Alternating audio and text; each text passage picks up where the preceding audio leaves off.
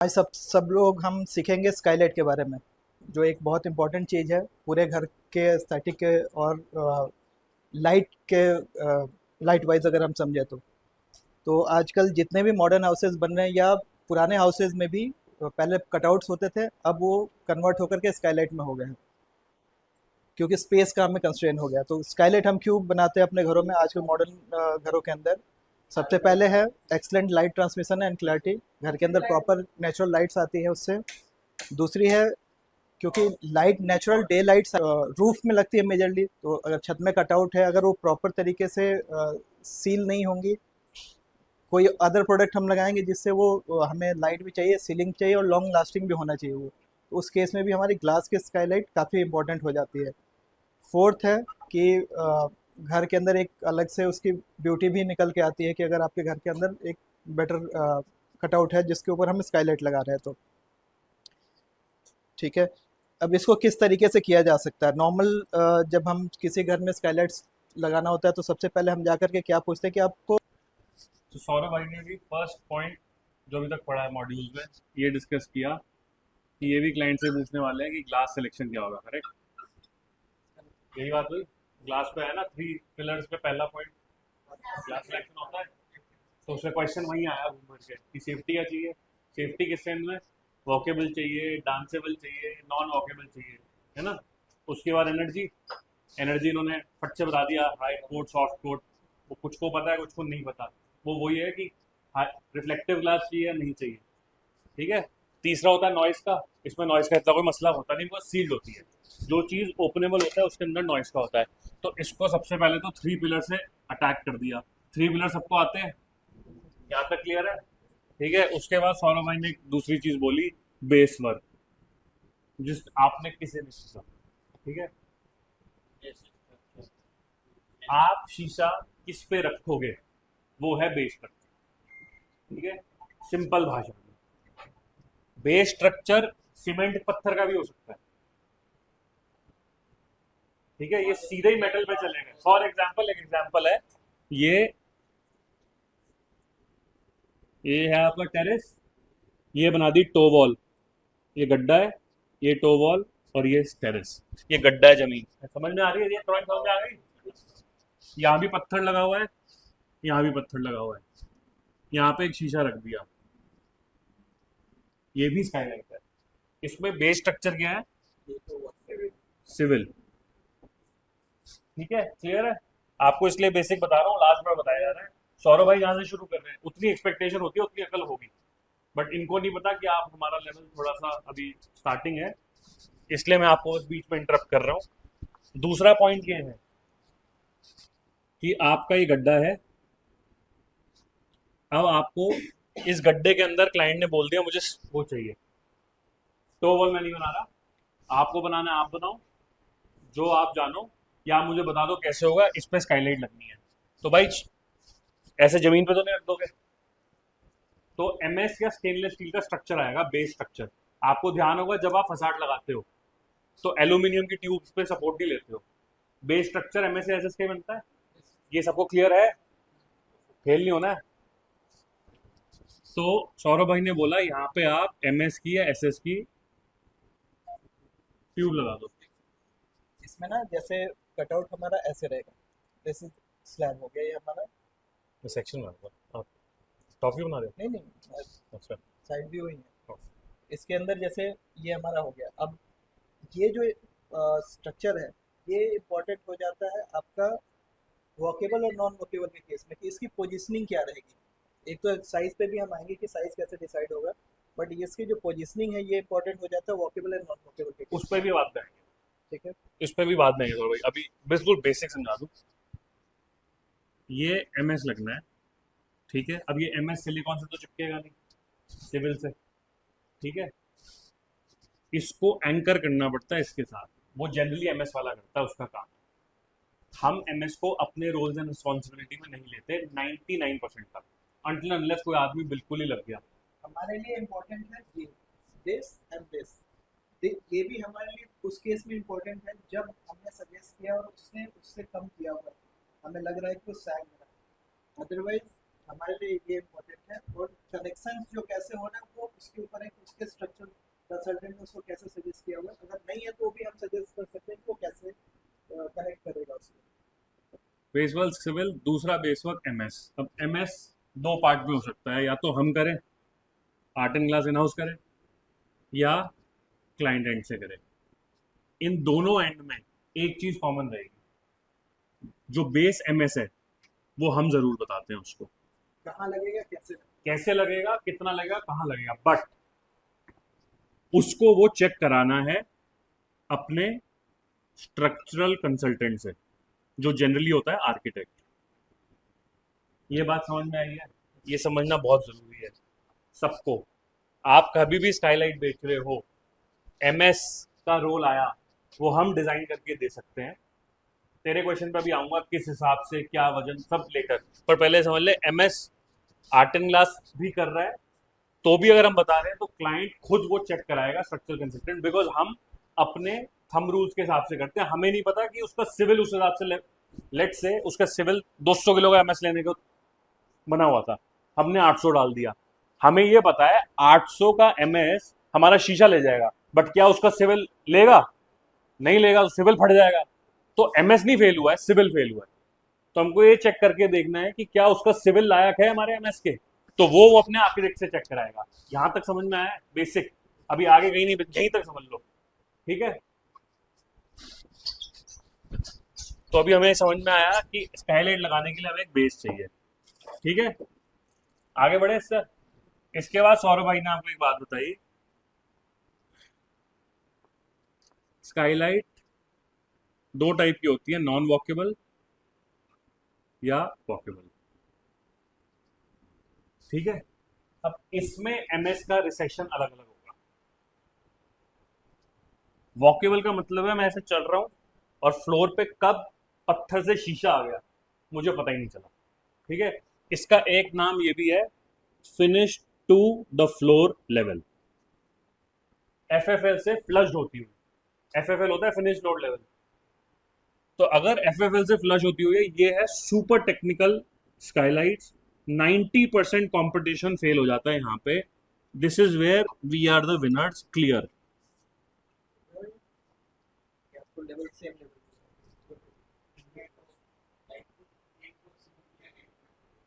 ठीक है, इसमें आधी से ज्यादा कंपनियां बाहर हो जाती हैं, वो कहती हैं भाई साहब ये नहीं कर सकते हम। उसका रीजन ये है कि इसमें पत्थर, एमएस, ग्लास, एल्यूमिनियम, और अगर यहाँ ग्रीन्स है, स्ट्रक्चर उससे कई सारे मल्टीपल जंक्शन होते हैं। मल्टीपल कंपोनेंट पे एक साथ मटेरियल पे डालते तो ये प्रॉब्लम है। अब सौरभ भाई जिस पॉइंट पे आ रहे थे, हैं। अब इसकी जो पोजीशन है बेस स्ट्रक्चर पर, वो कहाँ, कितने नीचे, कितना ऊपर, वो कैसे डिसाइड होगा? वो again span of the glass and thickness of the glass, क्योंकि ग्लास की थिकनेस आपके स्पैन ऑफ द ग्लास से और वॉकेबल है या नॉन वॉकेबल, उससे डिसाइड होगा कि आपका ग्लास कितना मोटा होता है। और आप सिस्टम कौन सा ले रहे हैं। मेजरली हम जो लेते हैं अपना बेस प्रोफाइल के साथ लेते हैं, उसके अंदर एक बेस प्रोफाइल होता है।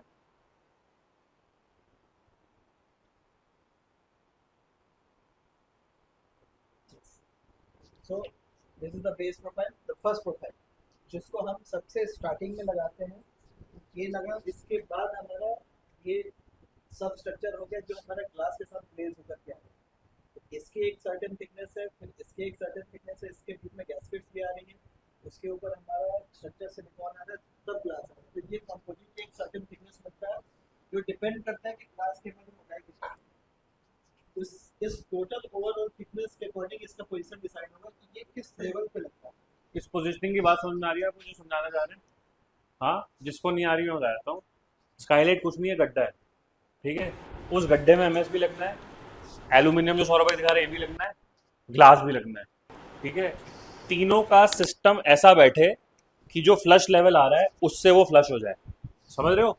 तो उल्टा चला जाएगा। ग्लास की क्या मोटाई है ये आपको पता होना चाहिए, उस हिसाब से ये थिकनेस निकलेगी, उस हिसाब से आपका बेस स्ट्रक्चर आप बताओगे कि जी फिनिश फ्लोर लेवल से 5 इंच या 4 इंच या 3 इंच या 2 इंच इतना डाउन करके आप फिनिश करके दे दो। वो ड्राइंग कहाँ से आएगी? हम देंगे। अगर एमएस वाले ने अपनी मर्जी से लगा दिया तो वो कभी भी वो जो लेवल मांग रहा है क्लाइंट, लेवल मैच नहीं हो सकता। अभी जैसे एक साइट थी इंदल जी कर रहे थे, वो इसलिए बता रहा हूँ, एक उसमें एक अलग लेवल की डिटेल मांगी गई थी। वो साइट थी भगीरथ जलान कहाँ थी, जागला, बनारस। उसमें आर्किटेक्ट था फैब इंटीरियर। फैब इंटीरियर ने बोला मेरे को चाहिए तो फिनिश फ्लोर लेवल, लेकिन स्लोप भी चाहिए। और स्लोप भी चाहिए, और 8 mm का टच चाहिए। चाहिए। अब अगर आपको 8 mm का टच चाहिए तो ये बात क्लियर हो गया कि फिनिश फ्लोर लेवल से अपनी 8 mm ग्लास बाहर आना चाहिए, करेक्ट। तो उसी हिसाब से वो ड्रॉप डिसाइड होगा। समझ में आ रहा है? तो कोई मुश्किल है नहीं, आई थिंक बड़ा क्लियर है। समझ में कुछ कोई डाउट हो रहा है पूछो, क्वेश्चन पूछो धड़ाधड़। सब अलग, स्लोप अलग है। अभी तो एक प्रोडक्ट, एक एमएस सेट हो रहा है, अभी हम स्लोप तक नहीं पहुंचे। स्लोप तक नहीं पहुंचे। एक स्ट्रक्चर की बात हो रही है कि उस गड्ढे में कितना नीचे वो एमएस लगेगा। उस स्काईलाइट के गड्ढे में, ऐसे तो स्काईलाइट में बीच में भी एमएस आएंगे। अगर फॉर एग्जांपल ये सेक्शनल व्यू है, मैं टॉप व्यू बनाऊं, या जो तुम प्लान कहते हो, जो आर्किटेक्ट हमें प्लान देता है, लेट्स से ये छत है, इस छत पे ये स्काईलाइट है, तो भाई लेट्स से ये है 30 फुट बाय 40 फुट की फॉर एग्जांपल, तो सिंगल ग्लास तो लगेगा नहीं ना इसमें, ये मल्टीपल ग्लास में ब्रेक होगा। ऐसी होती है स्काईलाइट। तो अभी हम सारे सेक्शन की बात नहीं कर रहे, अभी तो हम आपको सेंटर या साइड की बात कर रहा हूँ, कितने गड्ढे में लगेगा वो। ये जैसे ये है, नंबर्स दिख रहे हैं आपको? अभी 20 फ्लोर से कितना डाउन करना है।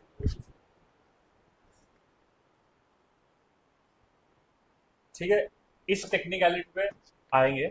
इससे पहले आसान वाली समझ लो स्काईलाइट। ठीक है, सौरभ भाई है अपने पास आसान वाली 8 क्लास वाली?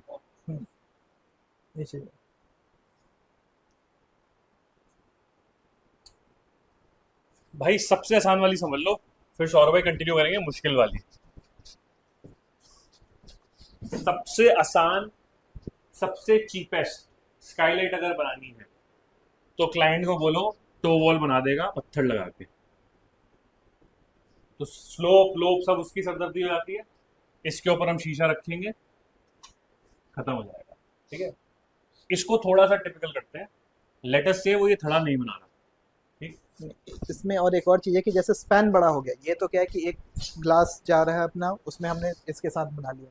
अब स्पैन बड़ा हो गया उसको, तो उसमें मेटल स्ट्रक्चर इंट्रोड्यूस हो गया, क्योंकि इतने स्पैन में हम ग्लास दे नहीं सकते एक सिंगल। जो सौरभ भाई कह रहे हैं, वे कह रहे हैं अभी तो उन्हें छोटा स्पैन बनाया था, लेट्स उसने पत्थर लगाया है, बट एक लगाया इधर, एक लगाया 30 फुट दूर। अब 30 फुट का एक सिंगल शीशा तो नहीं लगाओगे ना, बीच में ही एमएस आएंगे। टो वॉल है तो एमएस ऊपर आएंगे, समझ रहे हो? मेरे को ऐसा लग नहीं रहा दूसरा।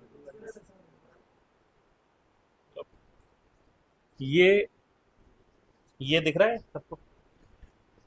ये दिख रहा है? ये इसका बेस मान लो आपकी टेरेस का बॉटम है, ये यहाँ पे आदमी खड़ा हुआ है, ये बॉटम पे खड़ा हुआ है, करेक्ट? ठीक है, अब हमें सस्ती स्काईलाइट बनानी है तो फिनिश फ्लोर नहीं करनी। फिनिश फ्लोर नहीं करनी तो सीलिंग से टेरेस से उठ के आएगी थोड़ी सी, इतना तो बता दिया हमने आपको। अब टेरेस से उठ के आई तो लेट्स से टीवी के यहाँ तक गड्ढा है, उसके बाद वो है, इतना बड़ा शीशा नहीं बन सकता, 40 फुट है मान लो गड्ढा। समझ में आ रहा है इतना? तो सौरभ भाई कह रहे हैं लेट्स से इस लेवल पे उसने टोवल बनाई है, तो इसी लेवल पे या थोड़ा सा स्लोप देते हुए एमएस लगेगा। लग गया? ओके, कुछ नहीं करना होता, इसके ऊपर एक एसएस की ये एल्युमिनियम की या पाउडर कोटेड एल्यूमिनियम की एक पट्टी लगवाओ चारों तरफ पेरीफेरी पे, जहां जहां पे बेस स्ट्रक्चर है। बेस स्ट्रक्चर सबको पता है क्या होता है?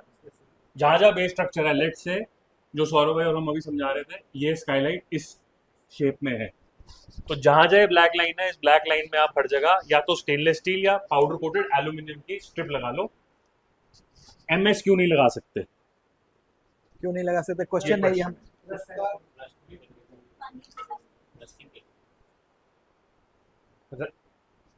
लोहा जंग खाता है? कभी तुमने देखा है किसी लोहे पे हरे रंग का या लाल रंग का पेंट हुआ जंग खाई तो वो पेंट ऐसे पील हो गया, पपड़ी के तल पपड़ी होंगे निकल जाता है। अब एक बात समझने वाली ये है, जब इस पर आप स्काईलाइट लगाते हो, ये है एमएस, इसके ऊपर है पेंट, है ना, यहाँ पे टेप लगाओगे इसके ऊपर और फिर ग्लास रखोगे, तो टेक्निकली ग्लास, टेप और पेंट चिपके हुए एक दूसरे से, एमएस नहीं चिपका हुआ। अगर पेंट छोड़ा तो एमएस कहेगा टाटा, तो एमएस होता है फेल, ठीक है। इसलिए इस का तरीका या तो एसएस से है या पाउडर कोटेड एल्यूमिनियम से, ठीक है। और इसमें एक चीज होती है काउंटर संक। किसको काउंटर संक नहीं पता? काउंटर संक एक शब्द है, काउंटर संक सुना है? किसने सुना है, किसने नहीं सुना? जिसने सुना है वो बताओ। सुना है? बस एक ने सुना है। हाँ, काउंटर संक का मतलब समझ लीजिए, काउंटर, अच्छा ओके, इस दीवार पे मैं अगर स्क्रू मारूं, नेल मारूं, तो थोड़ा सा नेल तो बाहर आएगा। अगर मैं ऐसे नखून करूं तो फील होगा ऊपर आता हुआ, ऐसे फील होगा। काउंटर संक में ये डिटेल बना दी जाती है किसी भी चीज में, जिससे जब आप नेल डालोगे तो ये सरफेस के साथ फ्लश हो फ्लश हो जाएगा। जाएगा। हाँ हाँ, फनल टाइप का, जिससे सेट हो जाएगा। इसको काउंटर सिंकिंग कहते हैं। इस शेप में ही आपका ये फ्लैट बनेगा, जिससे स्मूथ हो ऊपर, क्योंकि अगर ऊबड़ खाबड़ हुई तो जब आप टेप लगाओगे तो कहीं ऊपर है कहीं नीचे है, ग्लास हमेशा जब चलोगे या कुछ होगा कटपट करता रहेगा। स्क्रू के हेड फ्लश करने हैं हमें इसके साथ, ये बहुत जरूरी। इस सिंपल स्काईलाइट का सबसे टेक्निकल पॉइंट ये, एक तो ये है कि आप जो स्ट्रिप लगाओगे वो एसएस की या पाउडर कोटेड एल्यूमिनियम की, वन। सेकेंड, उसके अंदर जितने भी होल्स होंगे वो काउंटर संक पे होंगे, ठीक है जी। अब आपने, ये आपका बेस स्ट्रक्चर था, इस पे आपने ये एसएस की स्ट्रिप लगाई और इसमें काउंटर संक करके इसमें स्क्रू लगा दिया, तो ये इससे पकड़ बना ली, मैकेनिकली पकड़ बना ली। मैकेनिकली पकड़ बना ली। इस पे लगेगी स्ट्रक्चरल टेप, ठीक है। और ये लेट से लास्ट वाला है, लास्ट एमएस है। इससे ग्लास आप एटलीस्ट 5 इंच बाहर निकालोगे। ये 5 इंच बाहर क्यों निकालोगे? दो रीजन है। एक तो कभी भी टेढ़ी भी बरसात आएगी तो यहाँ घुसेगी। दूसरा, ग्लास में या हर लिक्विड में एक चीज होती है, उसको कहते हैं सरफेस टेंशन। सुना है सरफेस टेंशन? मुझे हिंदी में नहीं आता क्या होता है सरफेस टेंशन। सरफेस टेंशन आपने कई बार बूंदे देखी है सीलिंग पे, ऐसे चल के मोटी होती रहती हैं और फिर टप करके यहाँ गिरती है। टेक्निकली इस एज पे गिर जानी चाहिए बूंद, बट बट हमेशा अंदर चलती है, वो ट्रैवल करता है अंदर की ट्रैवल करती है ना, वो सरफेस टेंशन होती है। उसकी विस्कोसिटी उसको डिफाइन करती है। तो ग्लास के अंदर मैक्सिमम 3 इंच तक वो मूव कर सकता है पानी। To be on the safer side 4 inch ले लो, but to be very safe 5 inch ले लो। 5 इंच में यहीं पे गिर जाएगी, आप हमेशा इतना पार्ट सूखा रहेगा। समझ गए? ग्लास रखो, जय माता दी। अब आते हैं इसके एक पॉइंट पे जो सेंटर है। ये अपना आ गया बेस, दिख रहा है बेस। बेस पे ये लगा, क्या लगा? प्लेट। उस पे हुआ, कस दिया। एक ग्लास इधर आ गया, यहाँ पे टेप लगा दी थी। एक ग्लास इधर आ गया, ये सेंटर वाला पार्ट है, ये कोने वाला था, ये सेंटर वाला है। इसके अंदर भर दी, ठीक है, एक्सटर्नल ग्रेड सिलिकॉन, और इसके ऊपर लगा दी हमने एक्सट्रीम सीलिंग टेप, ठीक है। नहीं भी लगाई, पैसे बचाने टेप मत लगाओ, ये कहीं नहीं जाना, इसका सिलिकॉन प्रॉपर होना चाहिए। ये सबसे बेसिक स्काईलाइट है, इसको कहते हैं normal glass skylight with toe wall. Toe wall या तो बने पत्थर की या बने स्ट्रक्चर की, या एमएस या एसएस, कुछ भी। ये क्लियर है? ये बेस पता होना चाहिए था। अब जो भाई समझा रहे वो बहुत जरूरी है, इतना बेसिक पता होना चाहिए स्काईलाइट का, ठीक। अब ये जो समझाने वाले हैं उसमें अब इसका एडवांस वर्जन है वो। ये बेसिक हो गया सबसे। अब आओ उस पे भाई जो समझा रहे थे।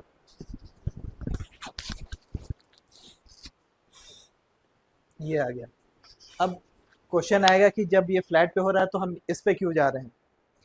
तो इसको जाने का रीज़न ये है कि इसकी जो सीलिंग कैपेसिटी है, लाइफ जो है, सस्टेनेबल लाइफ है, वो उससे कहीं ज़्यादा है, क्योंकि इसके अंदर मल्टीपल बैरियर क्रिएट हो रहे हैं, जिससे आपको जो स्काईलाइट की लाइफ वो इंक्रीज होती जाती है, प्लस वाटर लीकेज के भी जो चांसेस हैं वो रिड्यूस होते जाते हैं। इसके अंदर बेस प्रोफाइल हुआ, बेस प्रोफाइल को हम गैस्केट के साथ, इसको डायरेक्ट इस प्रोफाइल को गैस्केट के साथ टच करते हैं, मतलब प्रोफाइल टू प्रोफाइल टच नहीं हुआ कहीं भी। और ये जो बेस प्रोफाइल है, ये ग्लास के साथ स्ट्रक्चरली ग्लेज होके आएगा फैक्ट्री से। ये साइड के ऊपर इसमें कोई काम नहीं होगा, आपने एक बार बेस स्ट्रक्चर तैयार कर लिया, उसके ऊपर हमारे बेस प्रोफाइल लगा दी। बेस प्रोफाइल लगते ही आपको ग्लास के साइजेस आप फ्रीज कर सकते हैं, चाहे वो किसी भी शेप एंड साइज में जो हो। ब्लू पार्ट है वो साइड पे लगेगा, जो ये दिख रहा है, और जो ग्रीन पार्ट है वो ग्लास में चिपक के आएगा फैक्ट्री से। स्ट्रक्चरल ग्लेज मतलब स्ट्रक्चरल सिलिकॉन से चिपका हुआ आएगा, ये फसाड सेक्शन की तरह काम करता है। तो इसके अंदर जो लोड बेयरिंग कैपेसिटी है वो कई गुना इंक्रीज हो जाती है, ठीक है, इसके ऊपर, इसलिए हम इजीली वॉकेबल या नॉन वॉकेबल बना सकते हैं, ये कभी डीग्लेज नहीं होगा किसी भी सिचुएशन में, ठीक है। अब आप लोगों ने क्वेश्चन है, जब अभी सर ने बताया था कि हमने एमएस जैसे ग्लास का हमारा थिकनेस हो गया और ये नीचे वाला जो हमारा हो गया, उसके बाद क्या स्काईलाइट का हम रिसर्च करते हैं एमएस के साथ, तो क्या इन फ्यूचर जो हमारा बीच में गैस्केट वगैरह लगा हुआ है स्काईलाइट नीचे पहुंचता है?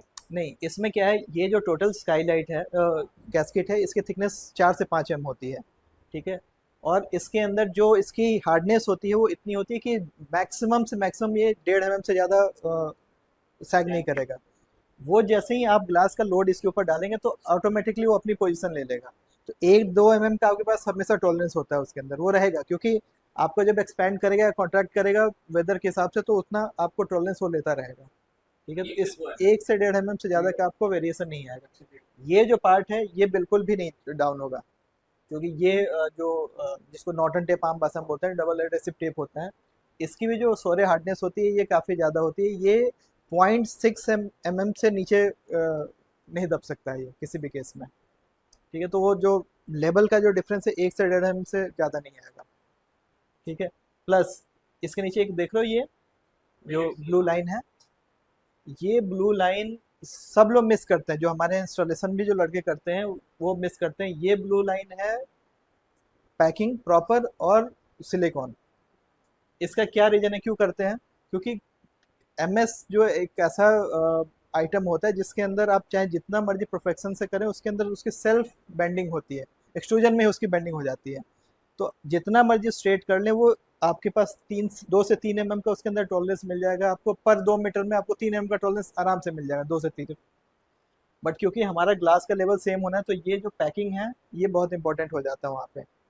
अगर आपने प्रॉपर पैकिंग नहीं दी, प्रॉपर सीलेंट नहीं लगाया बेस के नीचे, तो ये आपको लेवल में भी जो तुम्हारा 1.5 mm का जो है वो 3 mm तक क्रिएट हो सकता है, वो फिर डिफरेंस क्रिएट करेगा एंड में जा करके।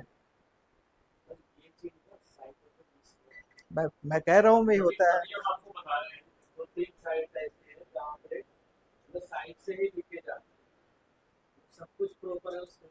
देखो क्या है ना, इसमें सौरभ भाई को बोला ट्रिंगुलेशन ऑफ एमएस, उसके अलावा स्लोप भी है। हाँ भाई, अभी तो स्लोप पे तो आएंगे, स्लोप भी 1 इंच, आधा इंच, 12 mm, 15 mm कुछ तो हो जाएगी स्लोप, पानी निकालने के लिए, इससे पानी यूज हो, उसको भी मैनेज करना है, ठीक है, सब उसके ऊपर भी आएंगे, स्लोप के ऊपर।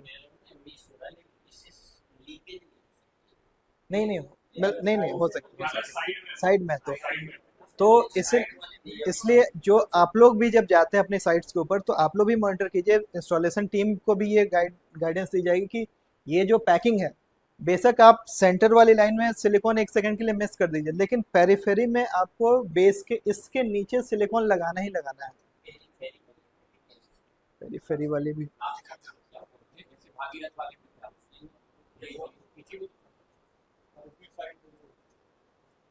इसमें थोड़ा क्लियर नहीं आ रहा, आपको समझ में। ये होता है एंड की डिटेल, वॉकेबल के केस में थोड़ा क्लियर नहीं है, बट आप लोग समझ जाएंगे। ये जो जंक्शन है ना, ये जो जंक्शन है, ये सबसे क्रिटिकल होता है। सबसे ज़्यादा पानी जाने के चांसेस इसी पॉइंट से होते हैं, बीच में 99.9% चांसेस नहीं होते जहाँ से वहाँ से पानी जा सके, बट यहाँ से होते हैं। 99% स्काईलाइट यहाँ से फेल होती है।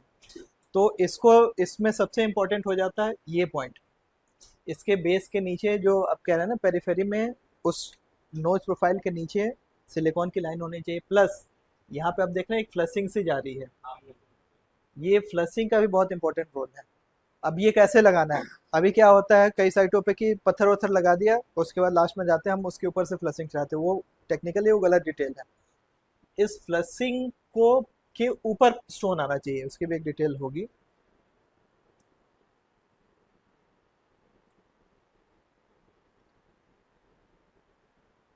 ये एक डिटेल है।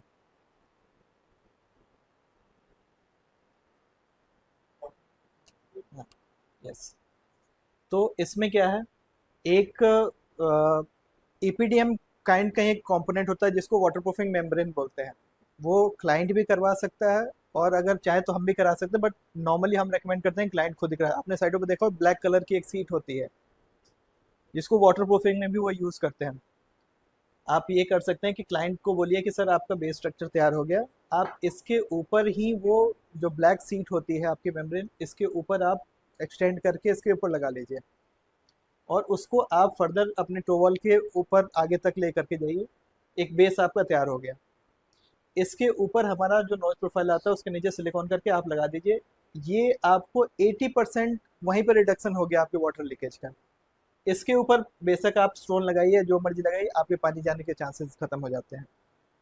यहाँ पे हमने क्या किया, पहले ब्लैक जो जो सीट है वो लगवाया, इसके ऊपर हमने यहाँ पे सिलिकॉन किया, इसके ऊपर हमने बेस प्रोफाइल रखी, देन हमारी फ्लशिंग आएगी जो फर्दर इसके नीचे ही जा करके आपको फिक्स करनी है। स्टोन किया, ये एरिया हमने सील किया सिलिकॉन से और उसके ऊपर एक्सट्रीम सीलिंग टेप लगा दिया, 0 चांसेस ऑफ लीकिंग। बस 12 वाला सब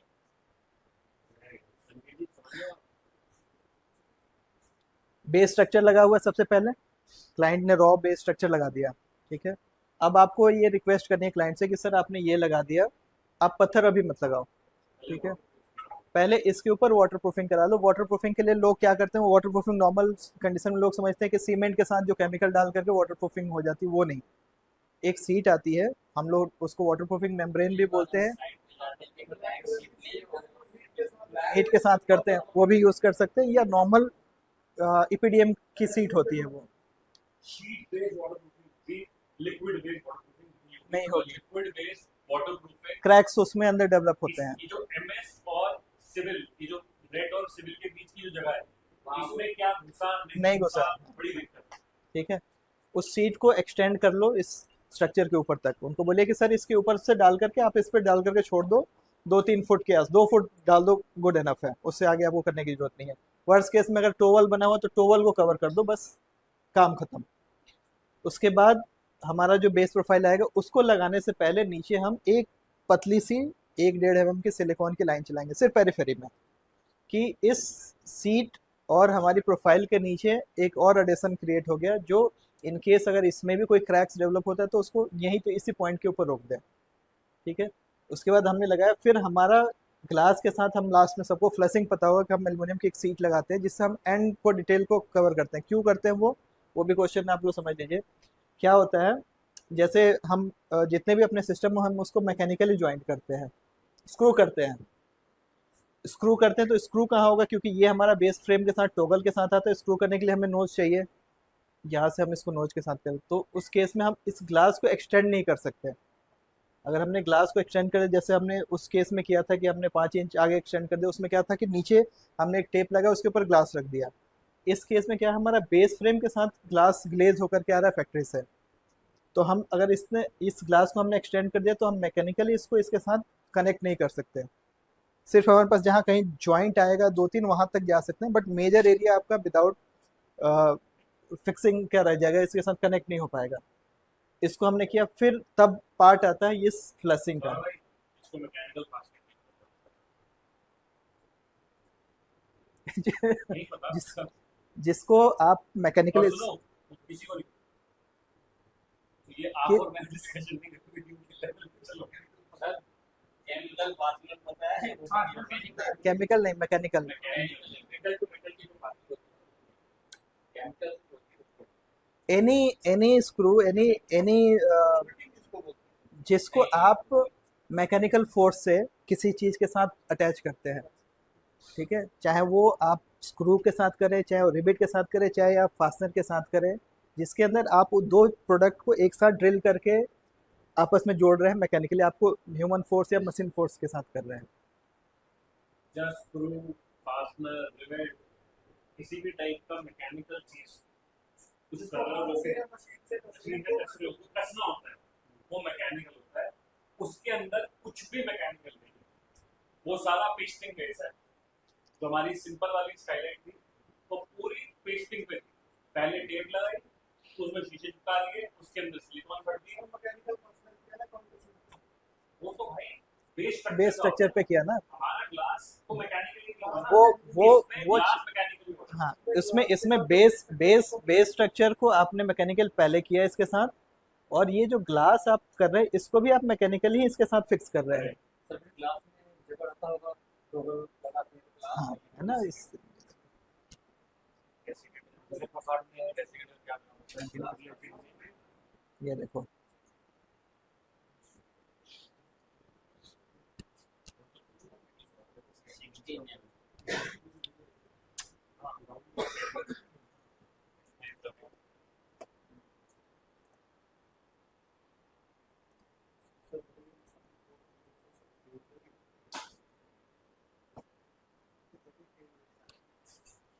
ये दिख रहा है आपको। इसको पहले इसके साथ फिक्स किया गया है, ठीक है। इसकी पोजीशनिंग रैंडम होती है, यहाँ पे भी होती है। आप बेस पे रैंडमली इसको स्क्रू करते हैं, रैंडमली, पता है ना, आप लोगों जिग जैग। को फोटोग्राफ वॉल पे लगा दिए, है ना। Let's say family photograph wall पे लगा दिए। एक हुआ पीछे डबल साइड टेप लगाई और सीधे वॉल पे चिपका दिया। एक तो तरीका है। दूसरा है वो लगाया, मार्किंग की, ड्रिल किया। बेटर ग्लास है बिना रमन इसलिए बेटर इसलिए तो आप अपने आंसर तो इसके अंदर मैकेनिकल फर्क नहीं किया। ठीक है, तुम्हारा क्वेश्चन का आंसर है, ये देखा, ये जो प्रोफाइल है ग्रीन वाला, इस ग्लास के साथ ये फैक्ट्री से ग्लेज होके आएगा, ठीक है। इसके अंदर ये देख रहे हो, ये कनेक्टर्स लगे हुए हैं जिसको टॉगल बोलते हैं नॉर्मल कंडीशन में। इस प्रोफाइल के अंदर ग्रूव्स होता है जिसके अंदर वो मल्टीपल पीसेज में होते हैं, 50-50 mm टुकड़े में होता है। तो जैसे एक स्पैन ग्लास का ले लिया, उसके अंदर जैसे मान लो ये हमारा ग्लास हो गया, इसके अंदर 50-50 mm थिक के ये टुकड़े लगे होंगे।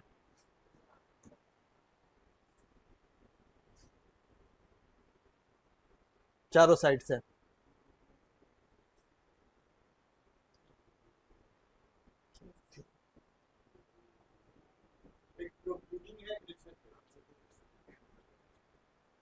ये जो पार्ट दिख रहा है ये इस ग्रुप के अंदर गया हुआ है, ये जो दिख रहा है आपको इस ग्रुप के अंदर, और ये जो प्रोट्रूजन है इसके अंदर ही ये स्क्रू हो गया मैकेनिकली चारों साइड से, रोमन, ठीक है।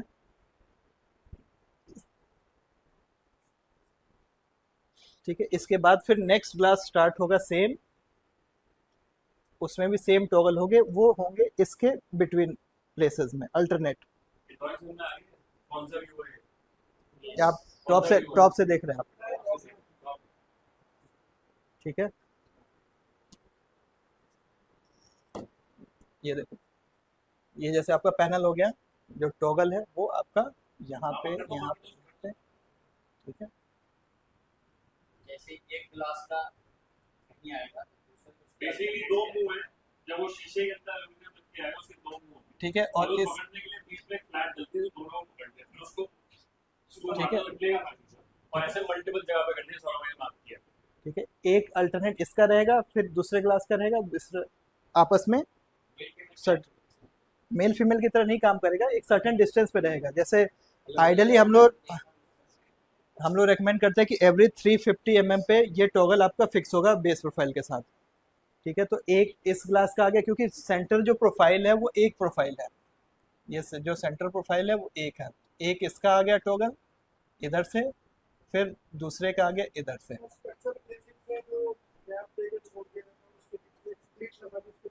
करेक्ट वही है। आप लोग तो सब कुछ बताते हैं स्ट्रक्चर, ठीक है। स्टाइल आपको पढ़ाई नहीं आ रही तो स्ट्रक्चर ले लेना, वो वाला, ठीक है। वो वाला। फिर हम इसी पे आते हैं, ये समझ में आ गया, ठीक है। अब इसकी फिक्सिंग आपने समझ ली, कैसे लगता है ये वो समझ ली। एजेस एजेस पे हम दोबारा से एक बार और कर लेते हैं, बीच का तो इतना इशू नहीं है। ये आप लोग को स्पेशली मॉनिटर करना है, अपने इंटरनल टीम को भी, लगाने वालों को भी, कि भाई तुमने मेरी स्काईलाइट लगाई है वहाँ पे क्या ये ट्रीटमेंट करवाई है, और क्लाइंट से भी रिक्वेस्ट करनी है। सबसे पहले क्या बनानी है, बेस स्ट्रक्चर, दूसरा वाटरप्रूफिंग कौन सी वाली, तीसरा शीट वाली मेम्ब्रेन वाली, उसके ऊपर सिलिकॉन एक उसके बाद अपना एल्यूमिनियम का फर्स्ट सेक्शन, ठीक है। ठीक है, उसके बाद ग्लास आपने इंस्टॉल किया, और ये फ्लशिंग को ला करके इसके ऊपर आपने, ठीक है। इसके बाद आप चैन से सो जाइए जा करके घर के ऊपर। आपके पास कभी फोन ही अगर आएगा तो आप बोले सर आप ये पॉइंट चेक कराओ अपना, ये पॉइंट पता है आपको, ये पॉइंट है, जैसे ये टोवल के केस में ये आपका स्लैब है, मेन स्लैब, ये टोवल उठा हुआ है। अगर ये इस लेवल पे है तो आप बोलिए कि सर यहाँ से पानी नहीं आ सकता है, आप अपने छत में किसी भी कोने को चेक करा लीजिए, यहाँ से पानी आपका नहीं जा रहा है। सर इसमें ये क्वेश्चन है कि हमें अपना उससे वॉल से जो सिविल वर्क से एंकरिंग का वो बताना है वो। हाँ, तो एंकरिंग में क्या है, एंकरिंग का कुछ नहीं है,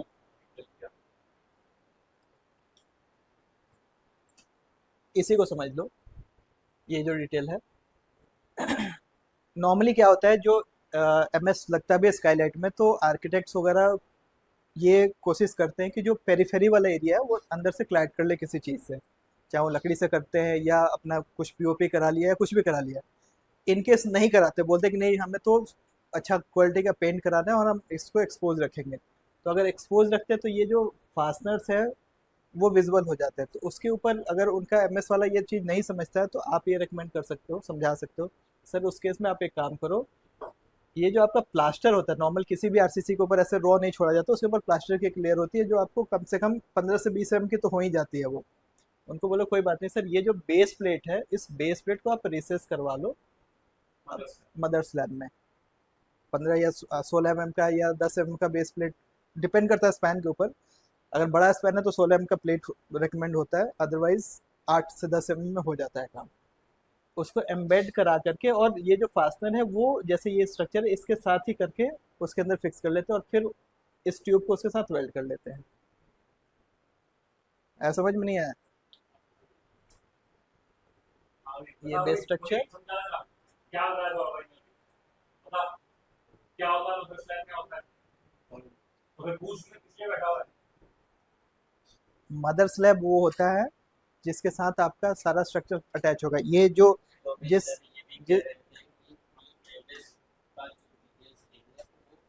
किसी कंसल्टेंट से चेक कराना है, वो मदर स्लैब और जो हमारा स्ट्रक्चर है वो फेल तो नहीं होगा, मतलब अरे प्लास्टर पता क्या होता है, सीमेंट का प्लास्टर पता है, प्लास्टर कहते हैं हिंदी में, जो बीम पे लगा देते हैं, भाई जहाँ पे तो ईंटों की चिनाई होती है उसके ऊपर प्लास्टर होता है, ठीक है। तो मदर स्लैब नहीं है, उसकी मदर क्या हो गया, ईंटें, है ना। और जो कास्ट कर दिया, स्लैब कास्ट होती है, कॉलम कास्ट होते हैं उसके ऊपर भी तो प्लास्टर होता है, उसकी मदर क्या होगी, स्लैब या कॉलम। तो मदर स्लैब या मदर कॉलम, क्लियर हो गया। मदर स्लैब क्या होती है, तो सौरभ भाई कह रहे हैं कि इसको हटाना है, ये जो नट दिख रहा है ये वाला ऊपर वाले को, तो बोल रहे हैं प्लास्टर छील दो, उसके अंदर मारो प्लेट मारो, उसके अंदर एंकर और उसको प्लास्टर कर दो, समझ में आ गया। ठीक है। और 70-80% केसेस में ये आपका कंसर्न नहीं रहेगा, क्योंकि इसके अंदर ऑलरेडी आर्किटेक्ट इन्वॉल्व होते हैं, उनको पता है कि मुझे इसको कैसे छुपाना है। वो बोले कि ठीक है जी मैं यहाँ से अपना कुछ पीओपी करवा देता हूँ या कुछ क्लाइडिंग करवा देता हूँ जिसके अंदर छुप जाएगा। अगर इनकेस कोई पूछता है कि भाई इसको कैसे छुपा सकते हैं बताएं, तो आप लोगों को पता होना चाहिए कि सर एक ये भी तरीका है इसको छुपाने का।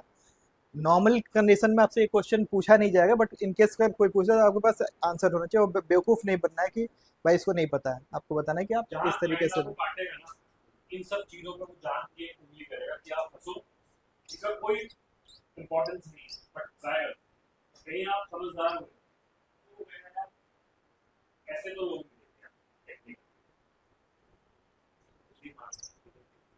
ठीक है। यहाँ तक कोई क्वेश्चन है?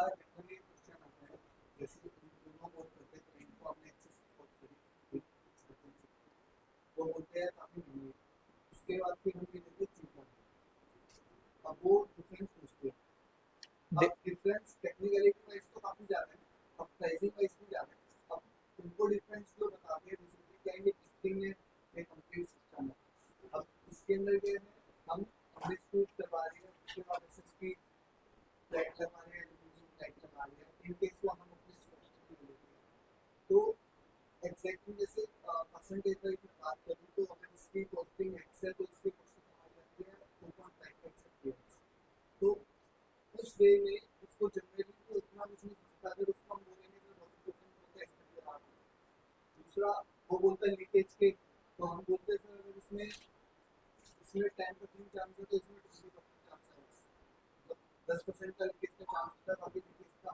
मतलब रीजन भी नहीं, ऐसा नहीं है।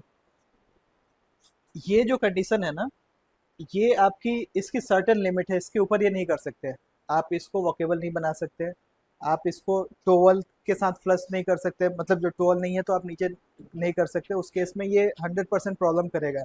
इसमें अगर आप इस तरीके से जो जिस कंडीशन में जैसे हम टोवर के साथ प्लस कर रहे हैं, हमने यहाँ पे प्लसिंग करी, बस स्ट्रक्चरली बेस नहीं करा इसको, टेप के ऊपर गिलास रखा, सिलिकॉन करी, उसके ऊपर से मतलब एक जैसे एल्यूमिनियम प्लेट हम इसमें नीचे रखते हैं, वैसे एक एल्यूमिनियम की फ्लैशिंग उस टाइप से इसके अंदर आपने सिर्फ एक बैरियर के ऊपर ही ग्लास को रखा हुआ है। अब नंबर ठीक ऑफ है, बैरियर्स समझो, ये जो सौरभ भाई ने वर्ड दिया बैरियर्स, ठीक है। इसमें अगर इन केस ये फेल हुआ तो आपका सब फेल हो गया, ठीक है। इसके बाद आपके पास कोई प्रोटेक्शन नहीं है, इसमें आपको मल्टीपल प्रोटेक्शन मिलते हैं। प्लस प्रोटेक्शन नंबर 1 इसके ऊपर आपका टेप, 2, 3, 4। सर जैसे नंबर 1 जो आपने बोला वो हमारा इस केस में भी हुआ, हाँ, इस केस में भी हुआ, नंबर 1 और नंबर 2 तो इस केस में होगा, 4 भी होगा, 4 नहीं है। सर हमारा नीचे की बेस प्रोफाइल की जगह हम प्लेट लगा रहे हैं ना सिलिकॉन करके, दिखाता हूँ, ये देखो, एक, ये बस हो गया खत्म, हमारा उसमें भी है, खत्म, उसके बाद नहीं है। हमारे इधर से प्लेट है, ऑर्डर कहाँ है, ये भी कैसे सकते बेसिक डिफरेंस समझ जाओ। ये ये ये हो गया, आम भाषा में तुम्हें बता देता हूँ, ये हो गया बिना एयरबैग वाली गाड़ी। एयरबैग समझते हो ना? हैं, हाँ और वो हो गई आपको 7 एयरबैग वाली गाड़ी, 4 एयरबैग वाली गाड़ी। आपको मल्टीपल प्रोटेक्शन देगा हर चीज़ के ऊपर। और ये जो स्ट्रक्चर के सेंटर में है ना, ये कोई पोजीशन नहीं हो सकती, जैसे हमारे इसमें ऊपर में एडहेसिव टेप इसको भी लगा दी, हाँ। इसको भी लगा दी, बीच में जो सिलिकॉन लगी है, मैकेनिकल जॉइंट नहीं है, प्लस जो टेप भी है ना, जो कस्टमर इसके ऊपर आ रहा है वो तुम्हारा टेप भी नहीं ले सकता है। जो टेप भी है ना, वो भी बहुत एक्सपेंसिव आइटम है, वो टेप ले भी नहीं सकता है, ठीक है।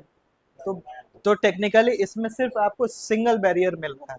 अगर ये फेल हुआ तो आपका पानी जाएगा ही जाएगा उसके अंदर, आप कहीं रोक नहीं सकते उसको। सर तो हमारा जो रेटिंग प्रोफाइल्स है वो मैकेनिकल को एक रीजन डिफरेंस है, हाँ,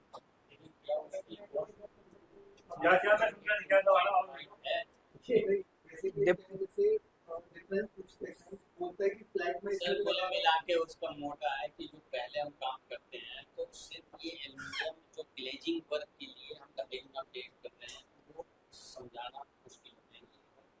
उसमें भी नहीं सब एक चीज है बैरियर्स। देख यार, एक स्काईलाइट के अंदर बैरियर डेवलप करने ना, पानी कितने बैरियर को क्रॉस करके नीचे तक तब आएगा, नीचे तक आएगा आपको। वो एक गेम है ना। इसमें एक बैरियर है सिलिकॉन और एक बैरियर टेप भी बैरियर है, टेप बैरियर नहीं है। बस ये सिलिकॉन ही बैरियर, ठीक है। इसमें पहले तो टेप है, फिर सिलिकॉन है, ठीक है, फिर उसके बाद ये मैकेनिकली फास्टेंड है, उसके बाद गैसकेट सही है। गैस्केट्स है, और फिर कुछ ले दे के सिलिकॉन भी है। तो ये एटलीस्ट 4 बैरियर तो कह सकते हो। उस सिंगल बैरियर सिस्टम 4 बैरियर 4 गुना होना चाहिए था, किया तो 2.5 गुना ही है। That's one point. Second point है इसके अंदर तो यार नेकेड ग्लास को आके रख दिया, ये तो किसी से भी ग्लास लो जाके लगा तो जिसको तमीज है अकल है काम करने को कर सकता है। इसके अंदर ये जो पार्ट है ये फैक्ट्री में ग्लेज होके आएगा, कटिंग पाउडर कोटिंग ग्लेजिंग ये साइड पे नहीं हो सकता है काम। इसके अंदर प्रॉपर फ्रेम बनता है विथ कॉर्नर क्लेट्स एंड ऑल, जोड़ करके उसको फैक्ट्री के अंदर मशीनिंग हो करके टुकड़े नहीं आते, पूरा ऐसे लग के आता है। स्टाइलस का और सबसे मेजर क्वेश्चन ये आता है जब हम कंपटीशन के लिए आते हो। नहीं, ये आपको समझाना है, जब आप खुद समझेंगे तब आप क्लाइंट को समझाएंगे क्यों क्यों आपका कोई कंपटीशन ये कोट ही नहीं करता। हम ये कोड करते हैं तो कंपटीशन आपका जो कंपटीशन बोर्ड करता है ना वो हमने थर्ड टाइप ऑफ स्टाइलेट बनाई हुई है, बट वो टेक्निकली होती नहीं, वो हम इसके बाद समझा देंगे आपको। यार स्टाइलेट है क्या, ग्लास के नीचे और बेस स्ट्रक्चर के बीच का कुछ कार्यक्रम लिया ना उसने।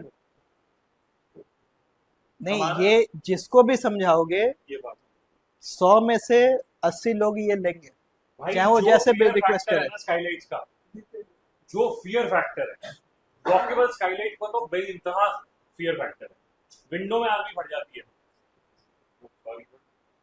वॉकेबल के अंदर तो सेफ्टी मेजर कंसर्न, लीकेज उससे बड़ा कंसर्न। सेफ्टी और लीकेज का कॉम्बिनेशन का कोड है भाई, दो के तीन बनाओ तो भी लेगा। ठीक है, तो एक तो ये तरीका हो गया जो हम सब जगह रेकमेंड करते हैं कि एक बेस स्ट्रक्चर है, बेस स्ट्रक्चर के साथ ये लगा दिया। कई बार क्या होता है कि क्लाइंट कहता है कि मेरे को ये सिस्टम नहीं चाहिए, मैं एमएस नहीं लगाऊंगा, और आपका स्पैन उतना बड़ा नहीं है, बट कह रहा है कि मैं कुछ भी करके नहीं दूंगा और मुझे बिल्कुल नीट एंड क्लीन देखना है। उस केस में आप नॉन वॉकेबल के केस में फसाड के साथ भी स्काईलाइट बना सकते हैं। एक लिमिटेड स्पैन होना चाहिए उसका, नॉन वॉकेबल के केस में आप इस सिस्टम के साथ भी दे सकते हैं, बट ये फर्दर और एक्सपेंसिव। बट ओवरऑल अगर देखें क्लाइंट को जो एमएस का भी कॉस्ट होता है कि उसके पास कोई फैसिलिटी नहीं है कि मैं एमएस वगैरह नहीं करा सकता और मुझे कुछ ना उसके ऊपर पेंट कराना ना कुछ क्लाइडिंग करानी है, तो आप फसाड के साथ भी इसको प्रपोज कर सकते हैं, बट एक छोटे स्पैन पे। एक ये भी ऑप्शन है, ये चंडीगढ़ वगैरह में ज़्यादा फेमस है। हाँ हाँ, ये चंडीगढ़ से सीखी हमने, चंडीगढ़ में वॉकेबल बोल के ये बेचा जाता है, क्योंकि उनको इसमें आप हाँ नहीं एमएस इंसर्ट बीच वाले में करते हैं। हाँ, फसाड दिया उसको ऐसे लगाया, बोला स्काईलाइट जाओ चलो ये तो सर अपने यहाँ पे बोला बन गई स्काईलाइट। नहीं, उनका आंसर ये है कि जब 20 फुट का शीशा भी तो खड़ा हो जाता है इस पे, तो एक आदमी का क्या करना, तो हम भी बना सकते हैं बट इसको नॉन वॉकेबल नहीं लेना, मतलब हम इसको वॉकेबल फॉर्म में नहीं लेना, और स्पैन लिमिटेशन। हाँ स्पैन की लिमिटेशन है, आप लेंथ में 4 मीटर तक जा सकते हैं बट विड्थ कम होनी चाहिए उसकी, जैसे आप हाँ कर सकते हैं। जो हमने 4 बैगर बताए कि लीकेज रुकेगा, तो जो अभी लीकेज आता है वो किसके कारण आता है, सिलिकॉन फटने के या मतलब जो स्क्रू हमने टाइट नहीं करे होते उसके? दोनों केसेस होते हैं, बट मेजरली स्ट्रक्चर से ही होता है। कि कई बार क्या होता है कि जो पत्थर लगाते हैं, जो मैंने बताया कि नीचे जो वाटर प्रूफिंग जो करते हैं ना, वहाँ पे वो क्रैक्स डेवलप हो जाते हैं, या हमारे भी कई बार वर्कमैनशिप की गड़बड़ होती है, वो प्रॉपर तरीके से सील नहीं करते, वहाँ पे सिलिकॉन नहीं लगाते, या गैप अनइवन छोड़ देते हैं, या कई बार सिलिकॉन डैमेज हो जाती है तो वहाँ से भी जाते हैं। सुन लो धर्मेंद्र जी, ऐसा कुछ नहीं है, जिस कंपनी से आया बनाती के लिए एक बेइज्जती करती है मीटिंग में। ऊपर से ही करा दो। अरे इनकी वीडियो भेज देना, पढ़ लेंगे, सारे सवाल जवाब करो ना। वो बता रहे थे ना, पहले भाई जो समझाना है वो तो समझ लो, पानी मार रहा आदमी देख तो उसे। तो ये स्काईलाइट इस तरीके से होती है, आप इसके ऊपर ये टेक्निकली देखें तो ये नॉन वॉकेबल स्काईलाइट। क्यों है नॉन वॉकेबल? फ्लोर से फ्लोर से ऊपर ऊपर है, बट इसके ऊपर क्लीनिंग के लिए बंदा जा सकता है। हम जो भी स्काईलाइट बनाते हैं हम उसमें इतना रखते हैं कि उसके ऊपर एक बंदा आराम से वॉक कर सकता है। ठीक है, अब ये देखो, ये जो पानी मार रहा है, this is the major critical junction जो स्काईलाइट में लीकेज क्रिएट करता है, इसमें हमारा कोई रोल नहीं है। जिसमें हमारा कोई रोल नहीं होता। अक्सर जो भी कंप्लेंट आएगी इनसे पानी आपको 90% अगर हमने स्काईलाइट लगाई है और लीक किया 90% पत्थर ने पानी छोड़ा। कई बार बारिश होने के बाद पानी स्टॉप हो जाता है। एक मैं मतलब स्विमिंग पूल जैसा हो। वीडियो आपको दिखाना चाह रहा था। वो अभी आई हमारे पास बहुत बार कंप्लेन आई कि आपके ना स्ट्रक्चर से पानी आ रहा है, स्ट्रक्चर से पानी आ रहा है। जब हमने साइट पे भेजा, अम्बा शक्ति ये देखिए पानी मार का रहा है, निकल का रहा है, दिख रहा है। अब ये अगर आदमी टेक्निकल है, रोमन टेक्निकल है और सुनील टेक्निकल है, ये देख तो रहे वो हैं, क्लाइंट की ऐसी तैसी कर ये सकते पत्थर हैं। का जॉइंट है। और नॉन टेक्निकल को बोलेंगे भाई ने स्काईलाइट लीक कर दी है, पत्थर का जॉइंट पूरा लीक है, दिखा नहीं दिखा, वापस जाना होगा झरना, इनको दिखा नहीं। अब ये नीचे से पानी आ रहा है, और कहाँ से पानी आ रहा है ये देखिए, ये जो जॉइंट है पत्थर का, इससे यहाँ से पानी डाल रहा है तो यहाँ से पानी निकल रहा है। देखा कितना अच्छा पत्थर लगाया इसने, ये पूरी लीक कर गई है, देखो वॉल के ऊपर। तो आपको जा करके घबराना नहीं है, कोई भी कॉल करे कि बारिश सर, बोले कोई बात नहीं सर, मैं आ रहा हूँ। और 90% चांसेस में सिविल से ही पानी जा रहा होता है, बट 10% फिर भी हमारा है कि हमें जो अपनी वर्कमैनशिप करवानी है उसको एजेस को स्पेशली ट्रीट करना है। 2 बार चेक करवाना है कि भाई तूने किनारे ठीक से किए कि नहीं किए।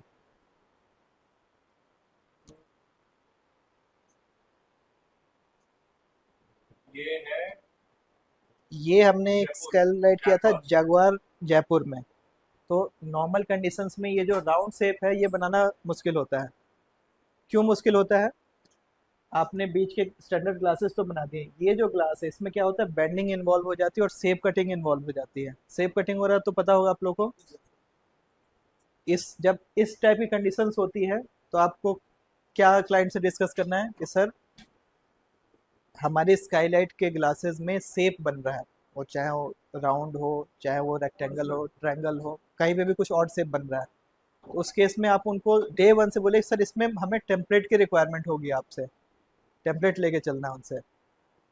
और आपको भी ये देखना है, कई बार क्या होता है ड्राइंग भेज देता है क्लाइंट की भाई मेरी तो स्काईलाइट सीधी आपने ड्राइंग के बेस पे कोड कर दिया, साइट पे जब जाते हैं तो पता चलता है कोना डिग्री जा रहा है, वहाँ पे हमारा उल्टा नुकसान होने लगता है। तो फिर नेगोशिएशन में आता है कि भाई हम तो अब कुछ नहीं करेंगे। तो जब भी ड्राइंग हो तो उसे पूछ ले कहीं सर आपके कोने टेढ़े टाढ़े तो नहीं है साइट के ऊपर, या विजिट करने जाते हो तो खुद भी देख लो कि आपका सारे एंगल जो है कॉर्नर में सीधे होने चाहिए।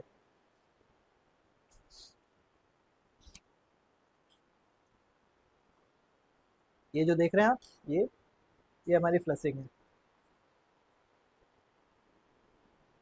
फ्लशिंग अब पता है आप लोगों को क्या होता है? ये 2 मटेरियल से बनाया जाता है, एल्युमिनियम से और जीआई से। हम एल्युमिनियम को यूज़ करते हैं।